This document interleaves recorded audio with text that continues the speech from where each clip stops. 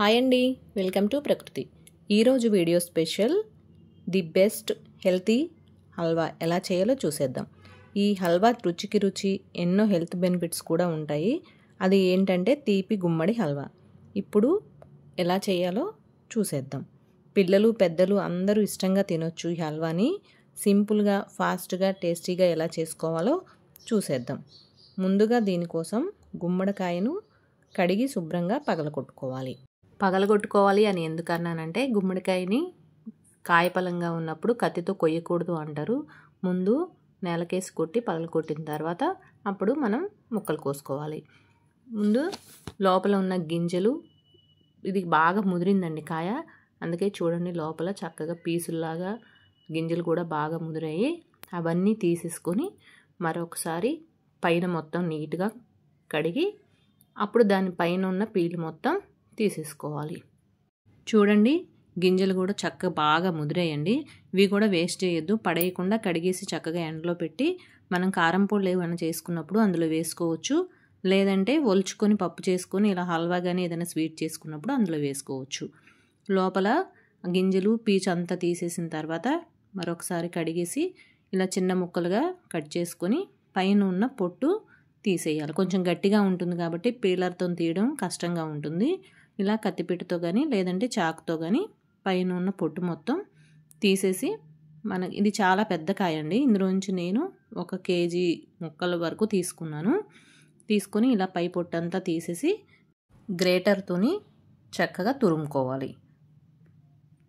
ఈ గుమ్మడికాయలో పోషకాలు ఎక్కువ ఉంటాయండి, క్యాలరీలు తక్కువ ఉంటాయి. అందుకే వెయిట్ లాస్ అలా ఏదైనా డైట్ చేసిన వాళ్ళు కూడా చక్కగా తినొచ్చు. నెయ్యి కొంచెం తక్కువగా వేసుకొని చేసుకొని తినొచ్చు. టేస్ట్ ఉంటుంది, హెల్తీగా కూడానండి, చాలా మంచిది పిల్లలకి. అది ఈ గుమ్మడికాయ తినడం వల్ల ఎదిగే పిల్లలకి చాలా మంచిది. పెద్దవాళ్ళు కూడా చాలా ఇష్టంగా, చాలామంది గుమ్మడికాయ కూర అంటే చాలా ఇష్టంగా తింటూ ఉంటారు. ముసలి వాళ్ళు లాంటి వాళ్ళకి ఇలా హల్వా చేసి పెడితే పెద్దవాళ్ళ లాంటి వాళ్ళకి చక్కగా తింటారు. ఇప్పుడు ఇలా తురుముకున్న తర్వాత మనం స్టవ్ మీద కళాయి పెట్టుకొని నెయ్యి వేసుకొని వేడెక్కిన తర్వాత మనం బెల్లం కొలత తీసుకోవడానికి, అంటే మామూలుగా చూయించడానికి నేను దీన్ని కొలుస్తున్నానండి. కప్పుతోని గట్టిగా నొక్కి పెట్టుకుని కప్పుతోని కొలుచుకుంటే మనం బెల్లం వేసుకోవడానికి మనం కరెక్ట్గా తెలుస్తుంది. ఇలా గట్టిగా నొక్కుంటూ పెట్టాను, పైపైన కాకుండా. ఇలా నొక్కుంటూ పెట్టుకున్న ఈ తురుము నాకు 5 గిన్నెల తురుము వచ్చిందండి. ఈ 5 గిన్నెల తురుముకి బెల్లం అది ఎంత వేసుకోవాలో చూద్దాము. ఇప్పుడు నెయ్యి వేడెక్కిన తర్వాత ఈ తురుము అందులో వేసి బాగా వేయించుకోవాలి. తేమ ఉంటుంది కదా గుమ్మడికాయలోను, తేమ అంతా పోయిన దాకా బాగా వేయించుకోవాలి. హై ఫ్లేమ్ పెట్టుకొని దగ్గరుండి అలా కలుపుకుంటూ వేయించుకుంటే దాంట్లో తేమ అంతా పోతుంది. కొంచెం గుమ్మడికాయకి ఫ్లేవరు, చిన్న టేస్ట్ కూడా అదొకలాంటి టేస్ట్ ఉంటుంది, అది కూడా పోతుందండి బాగా వేయించితే. చక్కగా పచ్చివాసన అంతా పోయి తేమ అంతా పోయిందాకా బాగా వేయించుకోవాలి.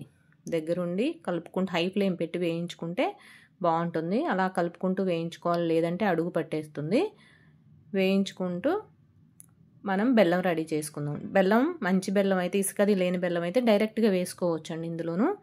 కానీ నేను ఇసుకుంటుందేమో అన్న డౌట్తోని బెల్లం కూడా తురిమి 2 కప్పులు వేసాను. ఏ కప్పుతో అయితే మనం గుమ్మడి తురుము వేసామో అదే కప్పుతోని 2 కప్పుల బెల్లం వేసుకొని కొంచెం వాటర్ వేసుకొని స్టవ్ మీద పెట్టి కరిగించుకొని వడకట్టుకుంటే మనకి ఇసుకది లేకుండా, చెత్తది ఏమైనా లేకుండా తినేటప్పుడు ఇసుక తగిలితే తినాలనిపించదు కదా, బాగుంటుంది వడకట్టుకొని వేసుకుంటే. 2 కప్పులు కరెక్ట్గా సరిపోతుందండి. స్వీటు ఇంకా ఎక్కువ కూడా ఉంది, గుమ్మడికాయ కొంచెం స్వీట్గా ఉంటుంది కదా. ఆ 5 కప్పుల గుమ్మడి తురుముకి 2 కప్పుల బెల్లం వేస్తే కరెక్ట్గా స్వీట్ సరిపోతుంది. ఇంకా అంతకన్నా ఎక్కువ కూడా అవసరం లేదు. ఇంకా కావాలంటే తక్కువ తినాలనుకునే వాళ్ళు కొంచెం తగ్గించుకోవచ్చు, కానీ ఎక్కువ మాత్రం ఇంకా పట్టదండి. చాలా స్వీట్గానే వచ్చింది 2 గిన్నెలు బెల్లం వేస్తే. ఇప్పుడు ఇది కరిగిపోయింది కదా, గుమ్మడికాయ తురుము కూడా తడి లేకుండా మొత్తం వేగిపోయింది. ఇప్పుడు ఈ పాకం, బెల్లం పాకం వడకట్టుకొని ఈ తురుములో వేసుకుని బాగా కలపాలి. హై ఫ్లేమ్ పెట్టి కలపాలండి, కానీ కొంచెం తుల్లుతుంది బెల్లం. మనం డైరెక్ట్గా వేస్తే అలా తుల్లదు, కానీ పాకం తీసి వేసాం కదా, లూజ్ అయ్యి అది ఉడుకుతున్నప్పుడు తుల్లుతుంది, జాగ్రత్త చూసుకోవాలి. కొంచెం 2 నిమిషాల పాటు కొంచెం హై ఫ్లేమ్ పెట్టి కలిపిన తర్వాత మంట తగ్గించుకొని మూత పెట్టి ఉడికించితే దగ్గర పడిపోతుంది, తుల్లకుండా ఉంటుంది. మధ్యలో మూత తీసుకుంటూ కలుపుకుంటూ ఉండాలి, లేదంటే అడుగు పడుతుంది. బాగా దగ్గరికి అయిన తర్వాత ఇప్పుడు కొంచెం కొంచెంగా నెయ్యి వేసుకోవాలి. కలుపుకుంటూ మధ్య మధ్యలో అప్పుడప్పుడు ఒక 2 స్పూన్లు నెయ్యి వేసుకుంటూ కలిపితే చాలా బాగుంటుంది. ఒకేసారి వేయడం కన్నా ఇలా వేయించుకుంటూ చక్కగా ఉడికించుకుంటూ మధ్య మధ్యలో నెయ్యి వేసుకుంటే చాలా టేస్టీగా ఉంటుంది.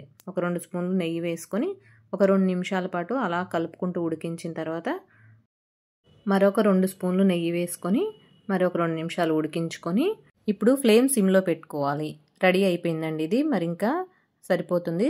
సిమ్లో పెట్టుకొని ఇప్పుడు పక్క స్టవ్ మీద గిన్నె పెట్టుకొని నెయ్యి వేసుకొని వేడి చేసుకొని డ్రై ఫ్రూట్స్ వేసుకోవాలి. జీడిపప్పు, బాదం పప్పు వేసుకొని అవి వేగుతుండగా కొంచెం మనం ఇప్పుడు ఒక 4 యాలకులు పొడి చేసుకొని ఇందులో వేసుకుంటే మంచి వాసన వస్తుంది. హల్వాకి చాలా మంచి ఫ్లేవరు, టేస్ట్ వస్తుంది. అలాగే చిటికెడు సాల్ట్ కూడా వేసుకోవాలండి. సాల్ట్ వేసుకుంటే స్వీట్ కరెక్ట్గా సెట్ అవుతుంది. అందుకే కొంచెం చిటికెడు వేసుకుంటే సరిపోతుంది, ఎక్కువ వద్దు. ఇప్పుడు ఇవి వేగిపోయాయి కదండి. ఇప్పుడు ఇందులో కొంచెం కిస్మిస్ కూడా వేసుకొని వేయించుకోవాలి. వేగిన తర్వాత ఇవి హల్వాలో వేసుకొని వేడివేడిగా ఉన్నప్పుడే హల్వాలో వేసుకొని కలుపుకొని ఒకసారి బాగా ఒక 2 నిమిషాల పాటు కలుపుకొని స్టవ్ ఆఫ్ చేస్తే ఎంతో రుచిగా ఉండే హల్వా రెడీ అయిపోయింది. అంతేనండి. చల్లారనిచ్చి సర్వ్ చేసుకుంటే చాలా టేస్టీగా ఉంటుందండి. నెయ్యి కూడా బాగా వేసాం కదా. హల్వా అంటే నెయ్యి కంపల్సరీ ఉండాలండి. ఏమైనా డైట్ ప్రాబ్లమ్స్ అలాంటి ఉన్న వాళ్ళు తగ్గించి వేసుకోండి. కానీ హల్వాలో నెయ్యి వేస్తేనే టేస్ట్ అనేది చాలా బాగుంటుంది. గుమ్మడికాయ చాలా హెల్త్కి మంచిదండి. ఇలా నోట్లో పెట్టుకుంటే కరిగిపోయేలా ఉంటుంది. హల్వా కూడా చాలా టేస్టీగా ఉంటుంది. బెల్లంతో చేసాం కదా, కలర్ కూడా చూడండి మంచి కలర్ వచ్చింది. షుగర్తో కూడా చేసుకోవచ్చండి హల్వా, కానీ షుగర్ కన్నా బెల్లం హెల్త్కి మంచిది. ఎవరైనా తినొచ్చు, పెద్దవాళ్ళు కూడా తినడానికి బాగుంటుంది కాబట్టి బెల్లం వేసి చేసుకుంటే చాలా టేస్టీగా ఉంటుంది. చల్లారనిచ్చి సర్వ్ చేసుకుంటే 1 కేజీ హల్వా చేసుకుంటే ఇంట్లో 4-5 హ్యాపీగా స్వీట్ తినొచ్చండి. చాలా టేస్టీగా, హెల్తీగా. ఇది ఫ్రిడ్జ్లో పెట్టుకుంటే 1 వీక్ వరకు నిల్వ కూడా ఉంటుందండి. చాలా బాగుంటుంది కూడాను. ఓకేనండి. ఈ వీడియో కూడా మీకు నచ్చినట్లయితే లైక్ చేయండి, షేర్ చేయండి, సబ్స్క్రైబ్ చేసుకోండి. ఓకే, థ్యాంక్ యూ అండి. బాయ్.